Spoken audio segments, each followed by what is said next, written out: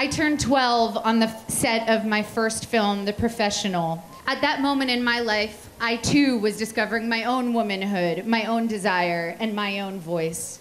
I was so excited at 13 when the film was released and my work and my art would have a human response. I excitedly opened my first fan mail to read a rape fantasy that a man had written me. A countdown was started on my local radio show to my 18th birthday, euphemistically the date that I would be legal to sleep with. Ce discours montre parfaitement les problèmes que peut engendrer l'hypersexualisation des mineurs dans notre société. La semaine dernière, j'ai surpris ma petite sœur de 15 ans à poster sur son statut WhatsApp des selfies d'elle avec des mimiques particulièrement sensuelles, voire explicitement sexuelles. Je ne vous cache pas que j'ai failli péter un câble. Mais après la colère, je me suis posé une question simple, que je pense nous devrions tous nous poser. D'où vient cette hypersexualisation chez les mineurs en ce moment? Salut et bienvenue sur Ekima. Dans cette vidéo, j'ai souhaité analyser, mettre un doigt sur un phénomène social qui particulièrement me terrifie. La nouvelle mode chez les jeunes qui est de sauter la case adolescence et de tomber directement dans la case adulte. Cette précocité maladive qui a trouvé son nom, l'hypersexualisation, est plus un vecteur de dérive qu'autre chose. C'est un phénomène qui prend excessivement d'ampleur sur les réseaux sociaux comme Instagram et TikTok. Alors asseyez-vous bien car la vidéo risque d'être longue.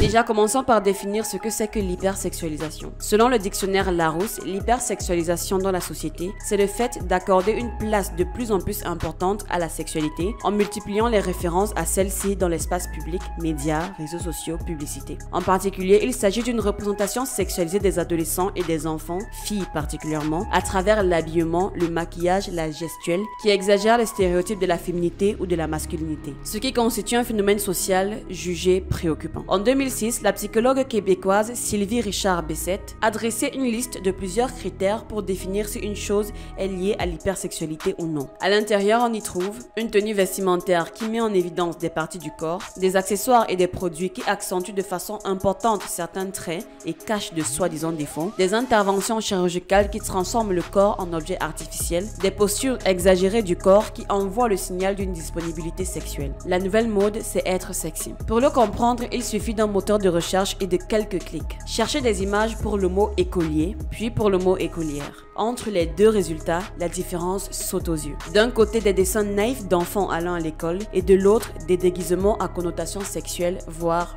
pornographique. Et tout ça simplement en ajoutant un « e » à la fin du mot. L'hypersexualisation, c'est rendre sexuel quelque chose qui ne l'est pas. Cela peut être une attitude, un contexte, une tenue, un acte, un corps ou encore une personne. Ce phénomène courant dans les médias est particulièrement présent sur les réseaux sociaux, TikTok et Instagram. Seulement quelque chose qu'on devrait souligner avant d'aller plus loin, c'est que ce phénomène d'hypersexualisation est présent bien avant Instagram et TikTok. Tout commence à l'ère des années 60 avec le début de la révolution sexuelle. Le concept de révolution sexuelle, parfois également appelé libération sexuelle, entamé dans les années 1960 en Occident, recouvre les changements du comportement sexuel via la reconnaissance des sexualités non procréatrices, l'affirmation de l'égalité des sexes, puis la légalisation de la contraception et de l'avortement.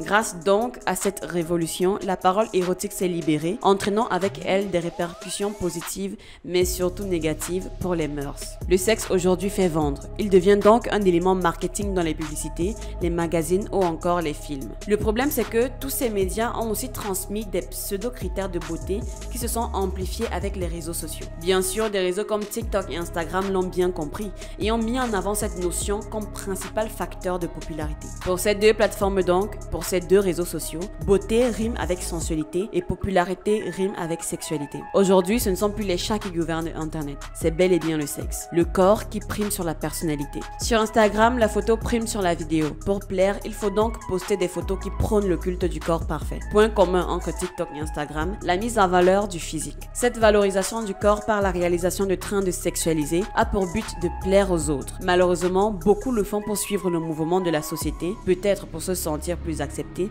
et faire comme tout le monde. Qu'est-ce qui est majoritaire et qu'est-ce qui est majoritairement partagé en termes de tendance et de danse sur ces plateformes-là? C'est bien évidemment des danses sensuelles, des danses suggestives où il faut remuer son fessier. On a vu des tendances comme le WAP Challenge ou encore le Bugs Bunny Challenge, le Busty Challenge, le Sailing Challenge et plein d'autres trends de ce genre qui cumulent actuellement des milliards de vues sur ces plateformes. Le nombre donc de comptes sur ces plateformes qui ont émergé et surtout buzzé grâce à la publication de ces trends tendancieuses ne fait qu'augmenter. Lorsqu'on regarde ces filles, on pourrait croire qu'elles ont facilement 21 voire 25 ans. Et pourtant, aucune d'elles n'a 16 ans. Que ce soit Asia Monray, 15 ans, Alabama Baker, 15 ans, Bad Buddy, 14 ans, Léa Lui qui avait commencé à 15-16 ans, Eliana Wamsley, 14 ans, Piper Ruckel, 15 ans. Les comptes des adolescents de 13, 14, 15 ans ultra sexualisés ont envahi les réseaux sociaux. Et bien sûr, elles font tout pour ne pas passer inaperçues en référençant leur contenu avec des hashtags comme hot, hottie, sexy, milf, wooty, curvy et j'en passe. Et que pensez-vous que cette tendance va créer chez la jeune population,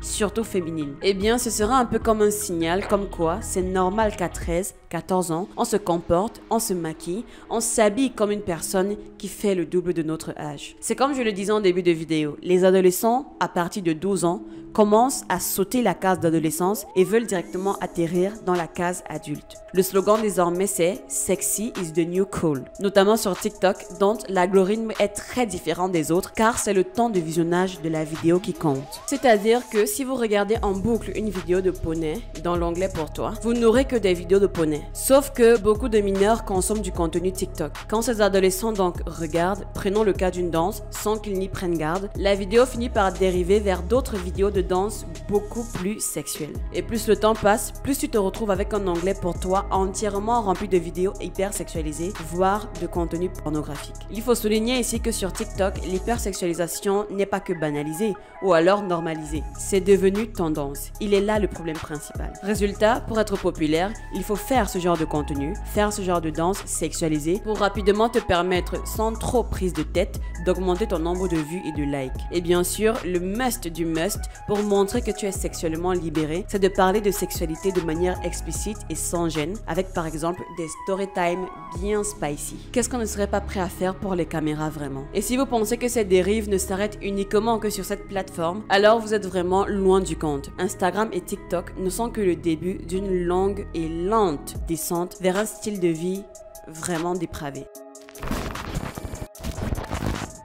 Une fois sur TikTok, je suis tombée sur la vidéo d'une fille, sensiblement elle devait être dans la vingtaine, ou en tout cas elle s'en rapprochait, du moins je pense. Sa vidéo en soi n'avait rien d'exceptionnel, elle a juste posé son téléphone, puis elle s'est reculée en arrière et elle a dévoilé derrière elle une grande armoire où étaient disposés comme des trophées, des objets de plaisir en solo astronomiquement énormes. Pour des raisons évidentes, je ne vais bien sûr pas montrer cet extrait vidéo. Et en description de la vidéo, je crois qu'il y avait marqué quelque chose comme « Come and check my Twitter ». En gros, venez voir mon Twitter. Je clique sur le lien dans sa bio et en effet, je découvre que c'est vraiment ce qu'elle fait. Elle s'amuse avec ces objets-là, elle poste des vidéos, des photos et parfois elle fait des placements de produits sur certains de ses accessoires.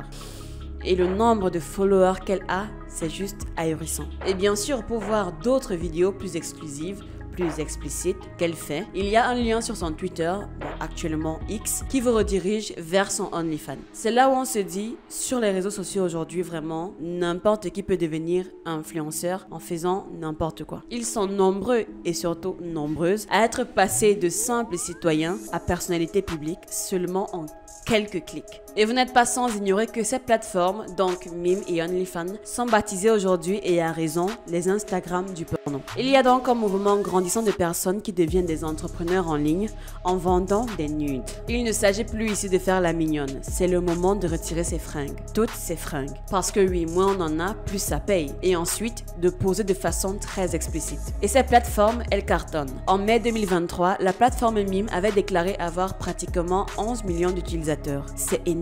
De plus, l'offre elle est simple, c'est facile et rapide. On ne compte plus le nombre de publications de ces jeunes filles où ces dernières affichent le résultat de leur vente mensuelle sur ces plateformes. Et les chiffres sont ahurissants. 10 000 euros, 50 000 $, 1 million d'euros, 2 millions de dollars. De quoi rendre jaloux bon nombre de personnes qui se donnent à fond dans un domaine constructif au quotidien. Et à donner envie donc à des petites lycéennes de faire pareil. Surtout avec les avantages que ces plateformes mettent à la disposition des créateurs et des créatrices surtout de contenu. La plateforme ne touche que 20% des gains des créateurs, alors que YouTube, par exemple, récupère la moitié des revenus publicitaires gagnés par les vidéastes. Autant de choses qui font rêver la jeunesse. Liasses de billets, plats gastronomiques, hôtels luxueux, etc. Voir toutes ces influenceuses mener une vie de luxe, de voyage, de détente, n'aura pour conséquence que l'envie de faire pareil. Alors, nombreuses sont celles qui emboîtent le pas à leurs grandes sœurs déjà majeures, mais irresponsable. Une toute nouvelle génération donc est en train d'envahir la plateforme.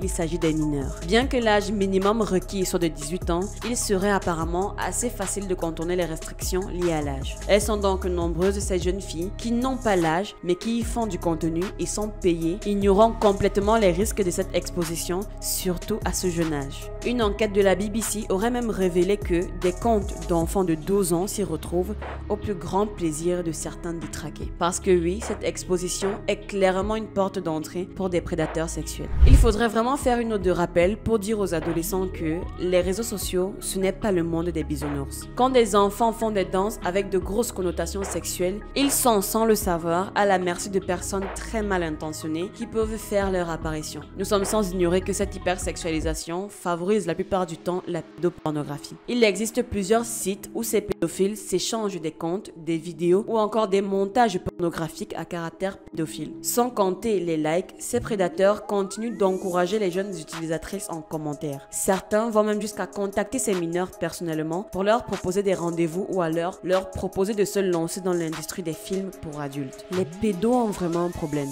Ils ont un sérieux problème. Outre les prédateurs sexuels, l'hypersexualisation influence la perception que les jeunes se font de la sexualité. La quantité de contenu sexuel dans l'espace public inculque très tôt aux jeunes une vision déformée des relations entre les sexes. Puisqu'il est considéré comme cool pour un garçon d'avoir une sexualité active et de le dire haut et fort, plusieurs garçons sentiront également une pression pour être sexuellement performants, sexuellement actifs et ces différentes pratiques sexuelles, parfois avec plusieurs partenaires. Plusieurs adultes banalisent l'accès des jeunes à des contenus sexuels. Ils considèrent que les jeunes d'aujourd'hui en soivent plus que ceux d'autrefois et que c'est pour le mieux. Or, même si les jeunes sont plus informés aujourd'hui, cela ne veut pas dire qu'ils sont prêts à composer avec ces réalités. Le développement sexuel des enfants est resté le même. Dans le même ordre d'idées, l'hypersexualisation peut conduire à une sexualité précoce chez les jeunes. Séduits par les images proposées à la télévision et sur Internet, certains adoptent des comportements empruntés à une sexualité d'adulte, sans la maturité nécessaire pour affronter les situations qui en découlent. Les jeunes filles ont effectivement l'impression d'être anormales si elles ne sont pas intéressées par des rapports amoureux ou sexuels. Leur confusion est d'autant plus grande que les normes sociales sont contradictoires. Elles devraient être à la fois innocentes et séductrices,